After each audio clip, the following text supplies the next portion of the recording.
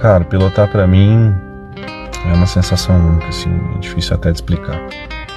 Na hora que você chega perto da moto, sobe em cima dela, coloca o capacete, fecha a viseira, faz tua oração. A partir daquele momento não tem mais como separar a moto e piloto. É uma coisa só. Você já não pensa em mais nada, o mundo já não existe. Você só quer saber de estar ali junto com a moto. É indescritível, não tem como explicar. Só quem pilota sabe como é.